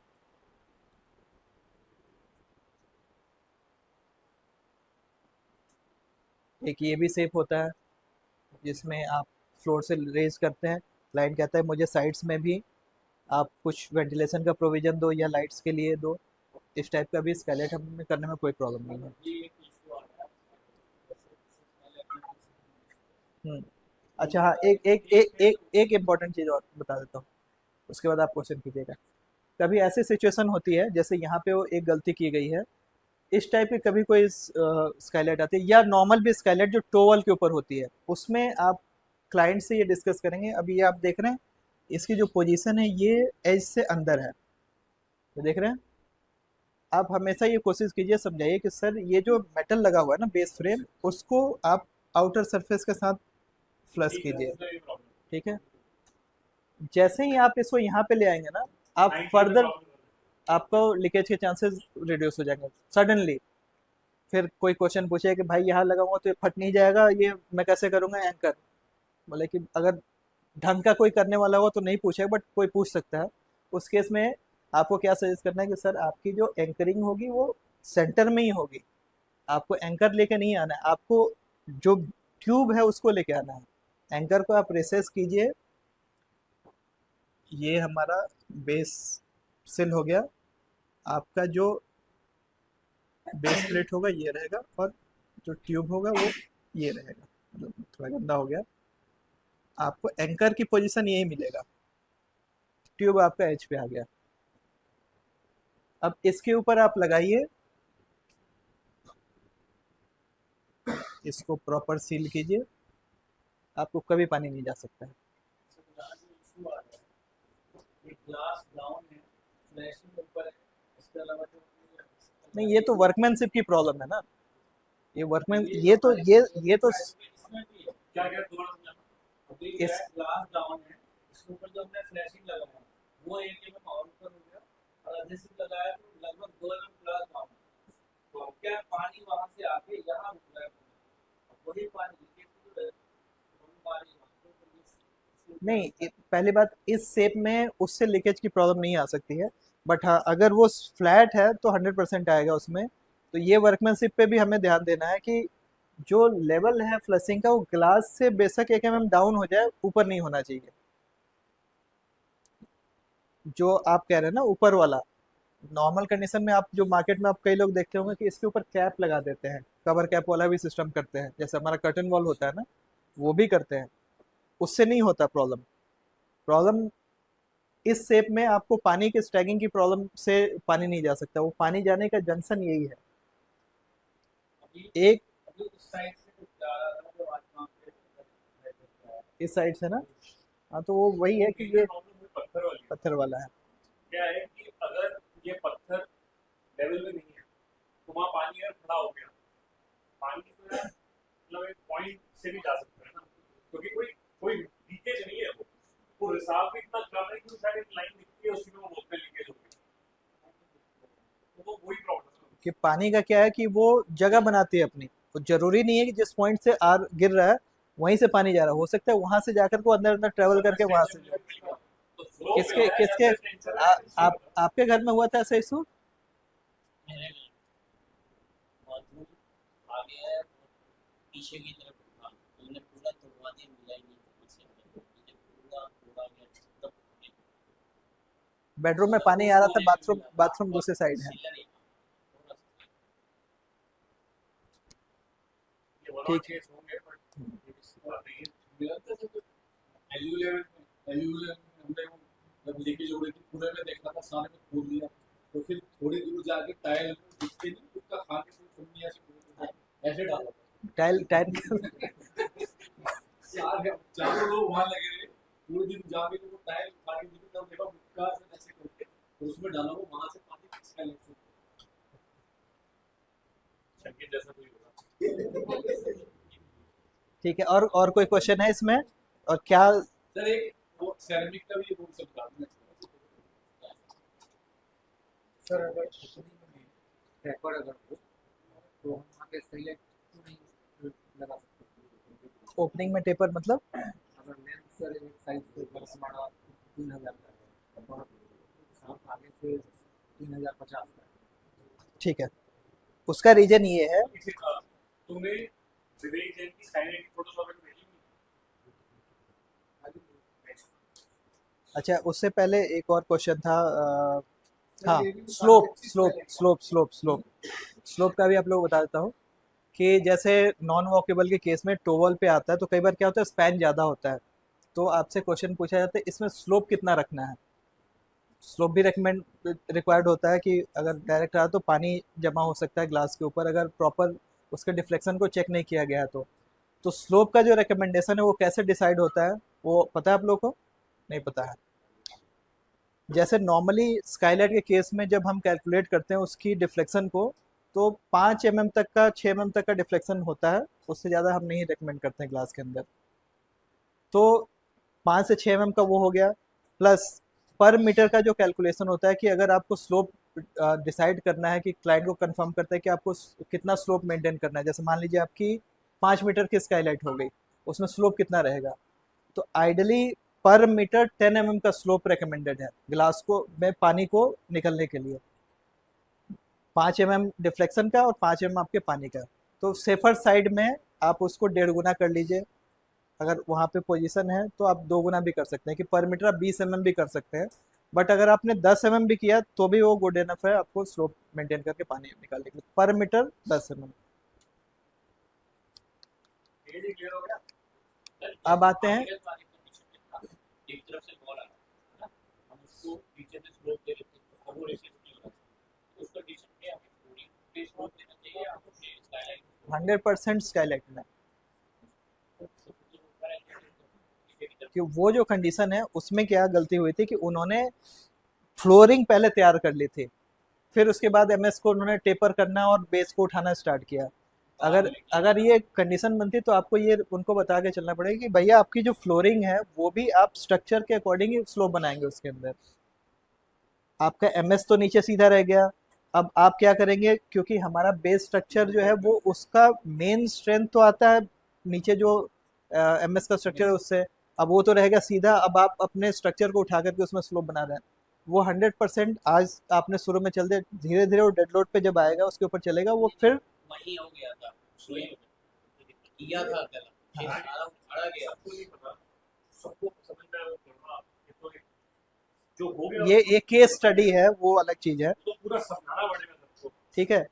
तीसरी चीज है सिरामिक बॉर्डर, ये चीज मोस्टली हम ही करते हैं और हमने शुरू किया और हम ही करते हैं, आज के डेट में भी हम ही मेजरली करते हैं, लोगों को पता भी नहीं है कि ये होता क्यों और क्या है। ये आपको ये आपको ब्लैक लाइन दिख रही है यहाँ पे, कितना नीट एंड क्लीन लग रहा है बिल्कुल वो लाइन टेढ़ी मेढ़ी नहीं है, बिल्कुल सटीक। ये ऐसा लग रहा है नीचे का जो एमएस है वो ऊपर आपको लाइन दिखा रहा है, बट नीचे का एमएस ना तो इतना स्ट्रेट होगा ना उसके नीचे कोई गुट्टी के होल सब मिलेंगे आपको। इस बॉर्डर को बोलते हैं ceramic border, ceramic printing. Ceramic printing आप लोग क्लास में समझ गए हो क्या होता है, पता है? नहीं पता है, नहीं पता तो बता दो, अब वो ये बता देता है। सेरामिक प्रिंटिंग एक प्रोसेस होता है जो हम ग्लास के ऊपर ग्लास उसको प्रिंट करते हैं, वो ग्लास के साथ वो कलर डिफ्यूज हो जाता है। टैटू होता है ना हाथ में, जैसे टैटू की तरह वो काम करता है, वो एक बार ग्लास के साथ प्रिंट कर दिया आपने तो निकलेगा नहीं, और डिफ्यूज हो गया उसके साथ। ये क्यों किया जाता है, हम क्यों करते हैं?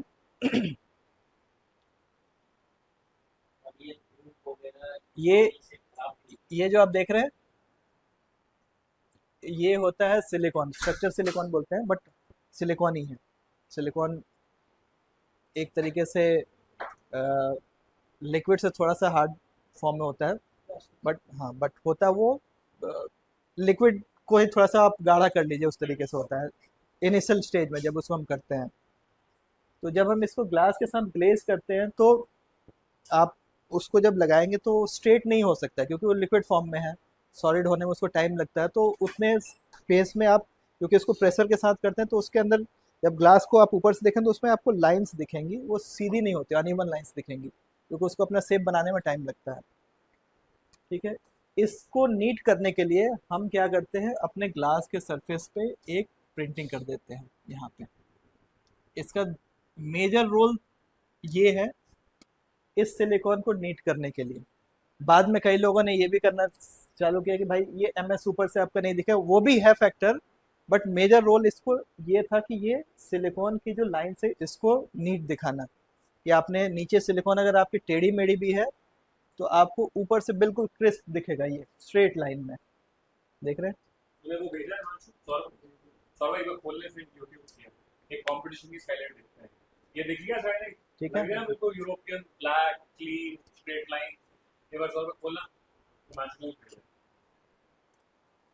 तो ये भी एक फीचर है जो आपके पास है। आप बोलेंगे सर क्या आपके कंपटीशन ने जो दिया उसने सेरामिक बॉर्डर लिया अपने स्काईलाइट में? ये दिख रहा है नीचे, ये हाँ ये देखिए, ये दिख रहा है गंदा गंदा सा, ये दिख रहा है नीचे गंदा, ये सब ये देखो लकड़ी दिख रही है, ये वही है, ये गंदा दिख रहा है। पॉज करना, अब ये आगे जाएगा। अच्छा ये भी देख लो आप लोग, ये पता है क्या है? ये क्या है पता है? इसको कहते हैं डीलैमिनेशन। पीवीवी क्या होती है एक्सटीरियर में?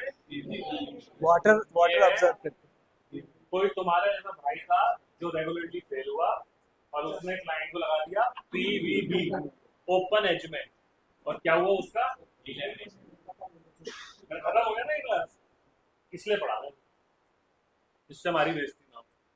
अब ये देखो, ये सब दिख रहा है, लाइनें दिख रही है गंदी सी। अब इसी पे अगर एक ब्लैक स्ट्रेट लाइन ऐसे बन जाए तो कितना साफ दिखे। तो अभी आगे वो मशरूम की तरह निकलेगी फिर, देखना highlight। ये देखो, ये लटक रही है PVB, देखो ये दिख रहा है, ये फट गई है। तो आप लोग के अंदर ये कॉन्फिडेंस होना चाहिए और पूरा कॉन्फिडेंस होना चाहिए कि हम जो दे रहे हैं वो हम ताल ठोक करके दे रहे हैं भैया। आप मार्केट में किसी के साथ आपने खड़ा साहब कर ने दो। क्या किया वो समझने की कोशिश करो। इसको ये सिंपल सी फट्टी नहीं पता थी MS की, तो इसने क्या किया, लकड़ी लगाई। ग्लास के नीचे, क्योंकि लकड़ी एमएस के ऊपर आप नहीं लगा सकते हैं, लकड़ी लगाई। तो अब लकड़ी का क्या वो है, क्लाइंट को नहीं पता है, लकड़ी लगा दी। अब ये जहाँ पे लगा होगा 100% उस घर के नीचे एसी भी होगा, घर में एसी भी होगा, मॉइस्चर कंडेंसेशन बनेगा उसके अंदर, वो लकड़ी भी उसी तरीके से गलेगी जिस तरीके से एमएस गलता है। कुछ टाइम बाद वो लकड़ी बुरादा बन के गिरेगा साइडों से, उसमें टर्माइट लगेंगे, दीमक लगेंगे, वो खा जाएंगे उसको। फिर ये ग्लास या तो नीचे की तरफ जाएगा या ऊपर की तरफ जाएगा, जब हवा चलेगी, कहीं हवा घुसेगी तो। ये देख रहा है कितना सुंदर है। अगर ये काम मार्टिन दास ने किया होता तो उस आदमी को मैं जानता हूँ। मतलब ये सरासर क्लाइंट के साथ धोखाधड़ी है। और ये क्लाइंट कौन है मैं आपको बताऊं, एक्शन ऐसा का मालिक। और ये बहुत कॉमन है, मतलब स्काईलाइट में लोगों को आज तक मिस्ट्री है कि होती क्या है। मैं आपको अभी एक रिसेंटली हमने एक ऑर्डर क्लोज किया, बड़ा सा ऑर्डर क्लोज किया, उसकी भी हो सकता है मैं कुछ फोटो दिखाऊं आपको। हाँ रोमान, पूछ इन सबसे क्या देना चाहिए स्काईलाइट में, पता है ना? एक रोमन को भी पता है, तुम्हें नहीं पता? तू क्या हंस रहा है, तू तो फेल ही होता है। अब ये देखिए, एक ये स्काईलाइट है, बहुत नोन आर्किटेक्ट और बहुत बड़े क्लाइंट। पॉज करना, ये नीचे दिख रहा है चिपका हुआ है, ये दिख रहा है क्या है? ये दिख रहा है चिपका हुआ, ये नीचे पत्थर दिख रहा है। पहली बात तो बताओ ये स्काईलाइट कौन सी थी लड़की? ये जो मैंने समझाई थी रीजन है, देखो उसने भी कुछ 4 इंच ग्लास बाहर निकाला हुआ है, बट उसको ये भूल गया कि ये एज ओपन है तो इसको मैं सेंट्री कर दूं, जिसकी वजह से देख रहा डीलैमिनेशन शुरू हो चुकी है। ये सारी ये डिलेमिनेशन सब डीलैमिनेशन है। आगे भी आएगा। उसके प्लस बाद सेरेमिक भी नहीं पता था, तो ये सब गंदगी दिख रही है आपको। अब आप सौरभ भाई आगे। ये जो लाइन दिख रही है आप लोगों को बीच में, ये बेस स्ट्रक्चर भी नहीं है, ये जो पत्थर लगाता है, उसके ऊपर पत्थर के ऊपर उसने ग्लास रख दिया टेप लगा के, टेप लगा कर। ये टेप है। अब क्या हुआ, फर्स्ट जो बारिश आया उसमें उस बंदे ने घर नहीं बनाया, महल बनाया हुआ पूरा। इट इज ऑलमोस्ट 5 एकड़ से ऊपर का उसका फार्म है, प्लॉट है, उसके अंदर। ये ऑर्डर साइज बता दो ना हमारा कितना बड़ा है। तो सिर्फ स्काईलाइट का सिर्फ स्काईलाइट का 75 लाख का ऑर्डर है हमारा।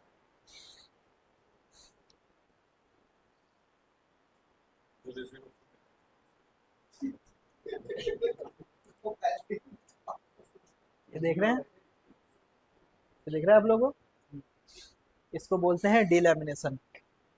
ये पीवीबी आपने अगर स्काईलाइट में एक्सपोज एज के साथ लगाया, ये 100% होगा। ग्लास से दबाया तो देखा ये थोड़ा फैल गया, उसने सिलिकॉन लगाई होगी कोई सी। अगर इसी पे मतलब अदर देन ऑल ये रबिश जो किया हुआ है, अगर इस पे एक सेरेमिक का फ्लैट बैंड हो तो बहुत नीटनेस है, क्लीनलीनेस। सारी कमी नीचे के सिलिकॉन का जो भी लाइन होता है, ये जो शेप है ये नेचुरल है, ये बनेगा। अगर आपने प्रॉपर टेप के साथ अगर किया हुआ है कि हमने डबल साइड टेप लगा दिया, तो ये इससे आगे नहीं जाएगा, बट अपनी पोजीशन पे ये इसकी शेप आड़ी टेढ़ी होगी। तो उसको अवॉइड करने के लिए इस घर की शक्ल तो दिखा दो, देखा ये घर कैसा है, इसको समझ नहीं आ रही कैसा है। हाँ ये घर रायपुर।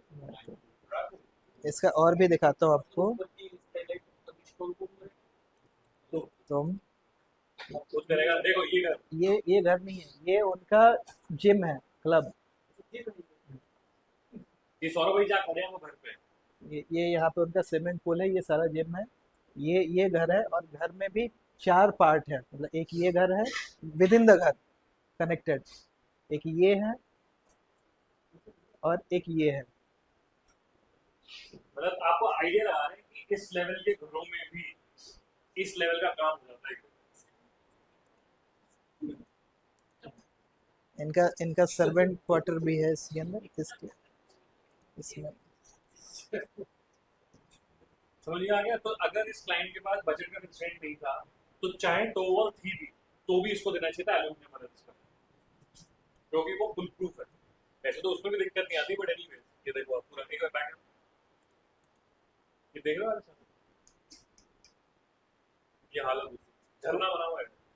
मतलब कोई भी ऐसा स्काईलाइट नहीं है जहाँ से पानी नहीं आ रहा है। 100% पानी, मतलब बारिश होता है तो जिस फ्लो में बारिश होता है उसी फ्लो में पानी आता है नीचे। ठीक है, ये वो बच्चा होगा जिसने पढ़ाई नहीं की होगी और सीधे जाके स्काईलाइट लगा दी है। और ये हमारी है। और आप इसको देखो, डिफरेंस समझ में आ रहा है, दिख रहा है, समझ में अभी दिख रहा है शार्पनेस। और ये स्काईलाइट की इसकी वो है पानी मारते हुए वीडियो, वो दूसरे फोन में ये जैगवार की है जो ये अभी फिट, मतलब अभी सिर्फ ग्लास को रखा गया है।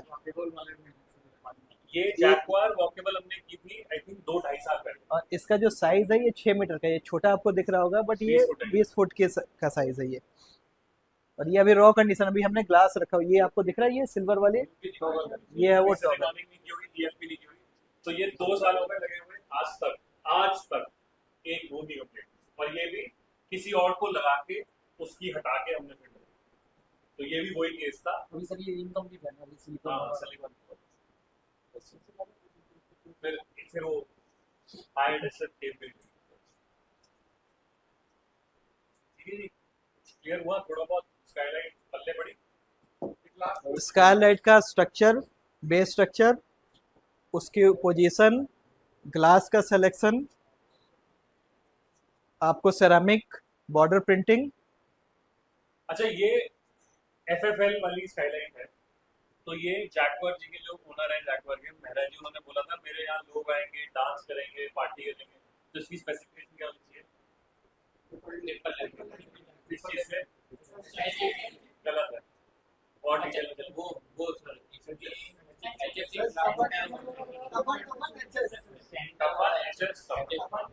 सेंटर है ग्लास, टफन HS नहीं, टफन HS, टफन।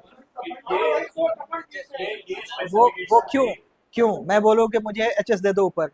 नहीं सर, क्योंकि टफन ग्लास जो है ज्यादा इंपैक्ट दो स्टेज करेगा। दूसरा जो एचएस ग्लास है ना, वो एज ए सपोर्टर की तरह काम करेगा। करेक्ट।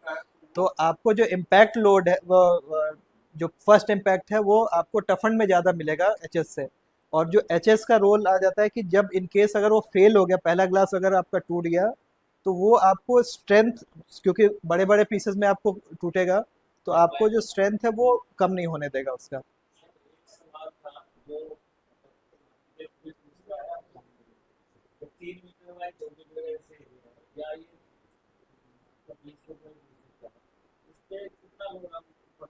Single glass. करेक्ट। नहीं अब उसमें क्या है, थंब रूल से जो हम कैलकुलेट करते हैं कि एक वॉकेबल स्काईलाइट पे एक आदमी का ऑन एन एवरेज जो वेट होता है वो 60 से 65 किलो का होता है, भारी और हल्का मिला के एवरेज जो वेट होता है 65 किलो के आसपास का कंसिडर करके, उसको बोलते हैं पॉइंट लोड। पर स्क्वायर मीटर पे आपको 65 किलो का, सॉरी हाँ यस, पर स्क्वायर मीटर पे 65 किलो का डेड लोड एक ह्यूमन का होता है। ठीक है, उसके ऊपर अब जैसे आप जो एरिया निकालेंगे उसमें इनको लाइव लोड, डेड लोड, वही बता रहा हूँ। इसको बोलते हैं आपका लाइव लोड, जो बंदा खड़ा है। डेड लोड हो गया जैसे आपका जो ग्लास का थिकनेस से उसका स्पैन पे आप ग्लास की डेंसिटी से उसका वेट कैलकुलेट कर सकते हैं। Weight into height into thickness into density of glass क्या होता है 2.5, उससे आप मल्टीप्लाई करेंगे तो आपको ग्लास का वेट निकल जाएगा। प्लस उसके अंदर जो बेस फ्रेम वगैरह का होता है वो आप उसमें 10% के आसपास ऐड करेंगे तो उसका भी निकल जाता है मोटा मोटी स्काईलाइट के केस में। वो तो हो गया आपका डेड लोड। प्लस अब जैसे बारिश हो रही है वो भी डेड लोड में ही कैलकुलेट होगा कि जब बारिश हालांकि होता है लाइव हो, बट आप उसको डेड में ही कंसिडर करो कि पानी हो सकता है कि जमा होकर कुछ देर रह जाए, 2-3 घंटे कंटिन्यूस हो रहा है, तो उसको भी आप एक कंसिडरेशन में ले सकते हैं कि आपने 15 किलो के आसपास उसका भी आपने लोड एडिशनली उसके ऊपर ऐड कर दिया। प्लस अब आते हैं कि उस स्पैन पे कितने लोग एट ए टाइम जा सकते हैं। एक तो होता है कि एरिया वाइज की कंफर्टेबली अगर बहुत भीड़ हो गई, कुछ मॉब हो गया, तो भी उसमें कितने लोग एक साथ जा कर के खड़े हो सकते हैं। एक लिमिट होती है ना कि जैसे हमारी लिफ्ट ही होती है, उसमें 4 लोग की जगह है या 6 लोग की जगह है, 12 लोग की जगह है। उसके हिसाब से आप एक ह्यूमन 15 लोग या 10 लोग का आपने वेट कैलकुलेट किया, प्लस भागते हुए कोई स्लिप करके गिर गया उसके ऊपर, तो सेम आदमी का जो वेट है वो 1.5 टाइम इंक्रीज होकर के उसके ऊपर इम्पैक्ट डालता है। तो उसका भी आप वेट कैलकुलेट करेंगे, तब जा कर के उसको आप एक लाइव लोड आपका निकलेगा कि आपका मेरा ग्लास का डेड लोड ये होगा, उसके ऊपर लाइव लोड इतने तक का आ सकता है। उसके हिसाब से ये जो नीचे का स्ट्रक्चर है ये कैलकुलेट होगा कि ये अब इसका स्पैन कितना बनेगा। इसमें भी ना डिस्कशन के पॉइंट ऑफ व्यू से दो है। एक तो आप मान के चलो हर क्लास हम लॉकेबल 600 से 800 किलो लाइव लोड पे प्लान 600 टू 800 नॉर्मल कंडीशंस के नॉर्मल अंदर। मतलब किसी का और भी है, जिसने बोला डांसिंग बनाना है भाई और क्रेजी करना है तो और क्रेजी भी है। दूसरा है पॉइंट लोड। पॉइंट लोड भी बहुत इंपॉर्टेंट फैक्टर है जो आपको समझना है। एक फीमेल जिसका वजन 60 किलो है लेट्स से, जिसने हील्स पहनी, हील्स पहनी है, वो जो हील का टिप होगा उस लेडी का एक्टिंग वेट 60 केजी नहीं है। बताइए आपको बात, पॉइंट लोड आ गया। आपको पता है कि एक सुई थोड़ा सा भी कर दो तो घुस जाती है और एक कुछ भी नहीं, उसका पॉइंट लोड गया है क्योंकि तो पॉइंट लोड पे भी 100 केजी 120 केजी पॉइंट लोड पे डिजाइन है।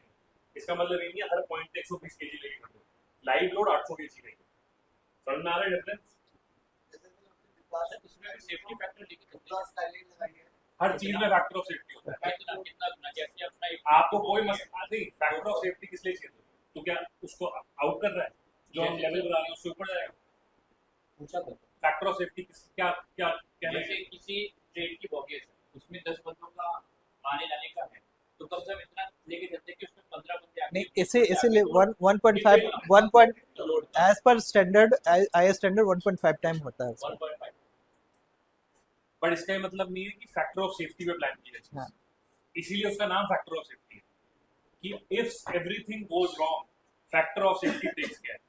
ये मतलब नहीं है कितना है सर 800 बोलते हैं फैक्टर ऑफ सेफ्टी 1200 जैसे सर आपने स्काईलाइट 600 या 800 केजी तक हमने वो प्लान किया उस पे आने से इससे बहुत ज्यादा गेजरी होती तो हमने उसको सेफ्टी फैक्टर नहीं लेके चले ना कि हमारे 600 से 800 केजी तक का हमने प्लान कर रखा है। मे बी अगर नहीं, अगर जो हम ये आपको 800 किलो कह रहे हैं, उसके अंदर इंक्लूड है, उसके अंदर फैक्टर ऑफ सेफ्टी इंक्लूडेड है। Included है। आप 1000 किलो तक जा सकते जा हो, सकते हैं। बट आप उसको 1000 किलो कह के मत बेचना, बिकॉज फैक्टर ऑफ सेफ्टी से खेला नहीं जा सकता। ठीक है, एक रस्सी से तो लटकाया जा सकता है पर टूट भी सकती है, तो उस पर थोड़ा प्लानिंग होगी तो लटकाने की। समझ रहा है क्या कहना चाह रहा हूँ? तो आपको फैक्टर ऑफ सेफ्टी से कोई पता नहीं कि फैक्टर ऑफ सेफ्टी इतना क्या ऑब्सेस्ड है। कोई कुछ नहीं है factor of safety. Factor of safety है जब सब कुछ सारी कैलकुलेशन फेल हो जाए तो भी एक ऐसी चीज होनी चाहिए जो प्रोटेक्ट है। तो वो जो एचएस है ना सेंटर का, वो फैक्टर ऑफ सेफ्टी है।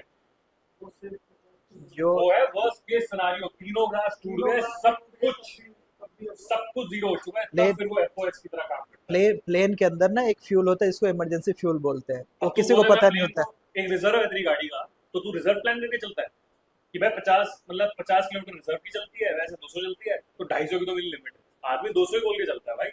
वो तो ये है कि नहीं मिले 50 किलोमीटर में स्टेशन तो चल जाए, रुके ना, तो वो होता है फैक्टर ऑफ सेफ्टी। तूने कहीं नया वर्ड सुना है शायद, ऑब्सेस्ड हो गया तो उसमें। एनपीआर में पहला ही बहुत जैसे सर ने पब्लिक का बताया था, एमएस का हम एसएस का करते हैं तो एमएस में भी अगर हम जब बिल्ड करते हैं तो हीट के वजह से वो पब्लिक आया भाई अगर इसके अंदर आपको इंजीनियरिंग साइंस लगानी है तो शुरू कर बेंडिंग मोमेंट से। सबसे पहले बनने torsion, bending moment, corrosion, rusting, buckling, तू सो जाएगा, बंद नहीं होगा। तो भाई इतनी सी इंफॉर्मेशन ऐसे मत दिखा मैं कितना ज्ञात हूँ। वो हम शुरू भी नहीं कर रहे, वो हमने ना जो इम्पोर्टेंट नहीं है नहीं वो नहीं aspect। नहीं देखो, हम एक प्रोडक्ट बेच रहे, क्या सब चीज लास्ट में क्या मोटो है, हमें एक प्रोडक्ट देना है कस्टमर को जो कि ठीक से हो और बिल्कुल फुल प्रूफ की तरह हो। देख तूने क्लाइंट को ज्यादा ज्ञान दे दिया ना, तो at the end of the problem गलत बताना नहीं, और इतना यूज करो ना जो यूजेबल हो। अगर अब आज की डेट में ABCD यूज होती है, तो तू कविताओं में बात थोड़ा ना करता है मेरे से, कविता बना सकता है ना तू, थोड़ा ना तू मेरे से मुशायरों में बात करता है, शायर और शायरी करता है, हिंदी में तो हम बात करते हैं। जैसे सर ये हमने ना सारे जैसे इंफॉर्मेशन, हमने किया था, ये सारे MS का किया था, नहीं नहीं उसने MS लगा दिया, SS लगा दिया। अब जो वेट हुआ ना, तो उसके बीच वाला जो लगा हुआ था उसमें हल्का सा डैम था, किसने एक्सेस का डायमेंशन, वो किसी और SI ने किया। वो मेरी प्रॉब्लम नहीं है। वो चीज किसी में भी हो सकता है। वो स्ट्रक्चर जो दिख रहा है वो उसकी प्रॉब्लम है कि वो डिजाइन उसको कर रहा है नहीं कर रहा। क्यों असाही फेल होता है, क्यों ग्लास एक्सपर्ट फेल होता है, क्यों 90% विंडो वाले स्काईलाइट में आके हाथ पीछे कर लेते हैं?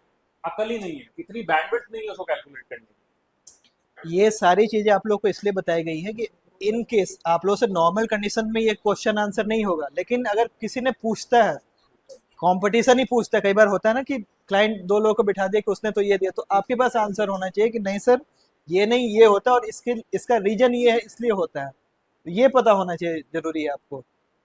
सर एक लास्ट क्वेश्चन, पुरानी जो कंपनी के हाउस में स्काईलाइट को DGU बना बन सकता है? बन सकता है, बिल्कुल बन सकता है, पैसे लेकिन होने चाहिए जेब में। नहीं, एक तो रुको रुको रुको, DGU स्काईलाइट्स के अंदर दो एस्पेक्ट्स हैं, ठीक है, DGU और स्काईलाइट, है ना। DGU का क्या रोल है पता है सबको?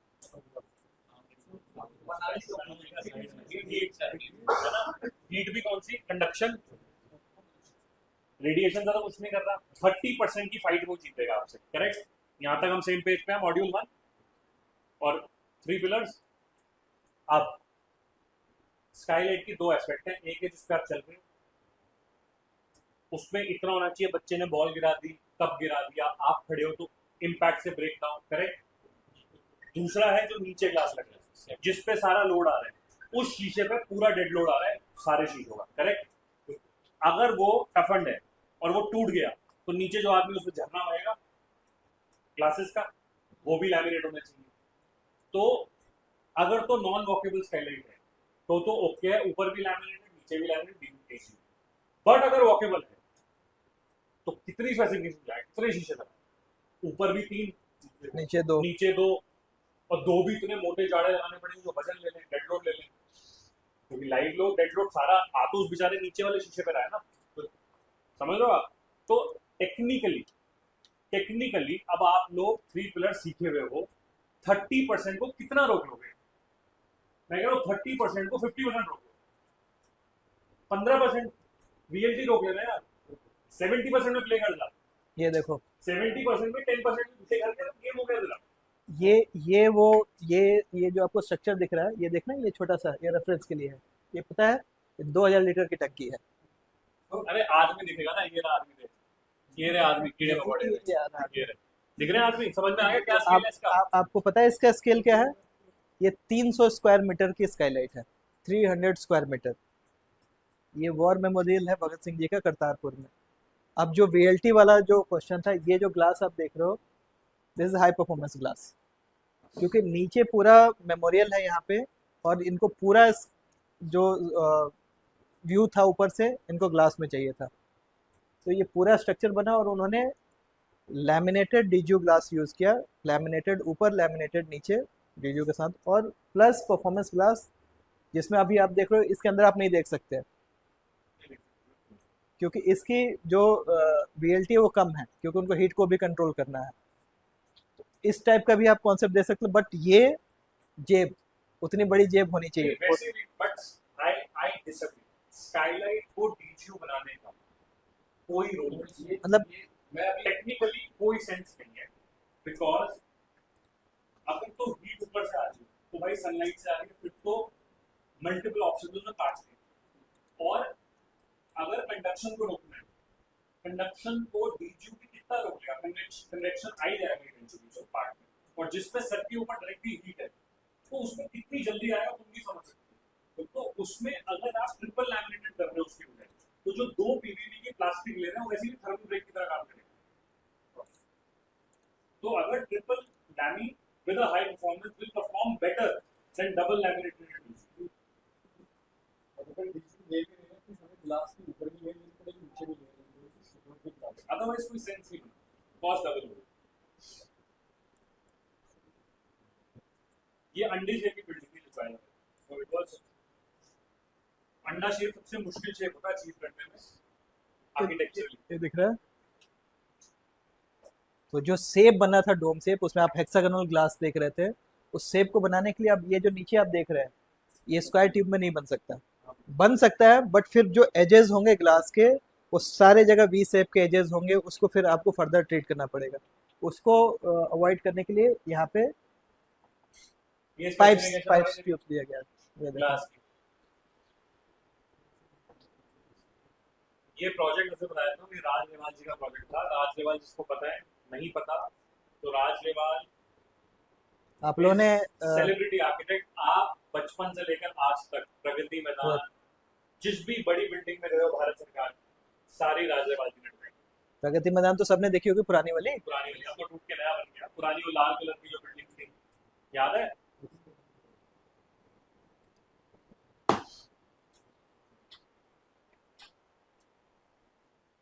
ठीक है, और कोई क्वेश्चन है?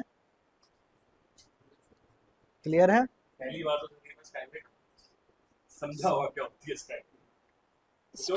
स्ट्रक्चर बहुत इंपॉर्टेंट है, स्ट्रक्चर की पोजीशन बहुत इंपॉर्टेंट है, एजेस बहुत इंपॉर्टेंट है, ग्लास सिलेक्शन बहुत इंपॉर्टेंट है। आपको जो ग्लास की रिकमेंडेशन देनी है वो बहुत इंपॉर्टेंट है, और सबसे सबसे ऊपर है फाइनल एग्जीक्यूशन। अगर वो गड़बड़ हो गया तो सब गड़बड़ हो गया। और क्लाइंट से आपको जो एजेस हैं, जो मैंने बताया कि सीलिंग के लिए जो ट्रीटमेंट होनी है, उसके लिए आपको इंसिस्ट करना है कि सर ये आप करवाओ। आपने स्काईलाइट प्लान किया हो, आर्किटेक्ट के भी नॉलेज में डालने कि सर आपने स्काईलाइट प्लान किया है, पेरिफेरी के जो पत्थर है उसको एमएस स्ट्रक्चर लगने के बाद, उसके ऊपर एक सीट लगने के बाद ही उसके ऊपर करवाओ आप। ठीक है, और कोई क्वेश्चन? ये सेरामिक, ये आपकी आपकी एडवांटेज है आपके स्काईलाइट का। सेरामिक को एक एडवांटेज की तरह आप लोग लीजिए कि सर मेरी स्काईलाइट को आप देखो ऊपर से कैसे नीट दिखती है।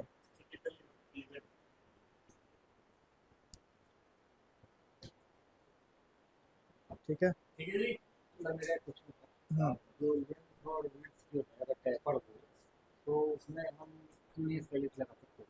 क्या क्या वापस लेंथ और विड्थ टेपर्ड हो। हाँ टेपर हो, मतलब एक साइड में लगाए आगे तो उसमें हम स्काईलाइट नहीं लगा सकते। नहीं क्यों नहीं लगा सकते, बिल्कुल बिल्कुल लगा सकते हैं। क्या सिंगल ग्लास की बात कर रहे हो? क्या सिंगल ग्लास की बात कर रहे हो? इंडिया के अंदर जो सबसे बड़ा ग्लास बनता है वो 3 मीटर बाय 6 मीटर बनता है। तो अगर आपका दोनों डायमेंशन 3 मीटर से ऊपर हो रहा है तो आपका ग्लास नहीं बन सकता एक पीस में, उसमें आपको डिवीजन डालने पड़ेंगे। ये भी तो ग्लास बना है ना। अब जैसे ये 20 फुट बाई 20 फुट है, ऐसे साइज देखे तो ठीक है, बट आपका जो ग्लास है वो 3 मीटर से 3 मीटर बाय 6 मीटर या 3 मीटर बाय 3 मीटर से ऊपर टफन नहीं हो सकता। 3 मीटर 5 मीटर हो सकता है। 3 मीटर बाय 5 मीटर हो सकता है। 2.5 मीटर एक तरफ है और एक तरफ 3 मीटर। हाँ बिल्कुल हो सकता है, बिल्कुल हो सकता है, बिल्कुल हो सकता है। बट अब उसमें क्वेश्चन ये है कि ग्लास तो आपका सिंगल पीस में हो जाएगा, लेकिन आप उसको लगा कैसे रहें? अगर आपको उसके ऊपर से चलना है तो आपको ये मेंबर्स देने पड़ेंगे सपोर्ट के लिए, वो ग्लास को सपोर्ट करे। ग्लास ब्रेक नहीं होगा बट ग्लास के नीचे सपोर्ट होगा, अदरवाइज क्या होगा, वो अपने डेड लोड से इन कुछ टाइम बाद वो नीचे की तरफ सैग करेगा। ग्लास भी क्या है, एक तरीके से कंपोनेंट है जो अपना पोजीशन लेता है, हाँ, ब्रिटल होता है। तो दे सकते हैं बट उसमें आपको फिर सपोर्ट्स देने पड़ेंगे।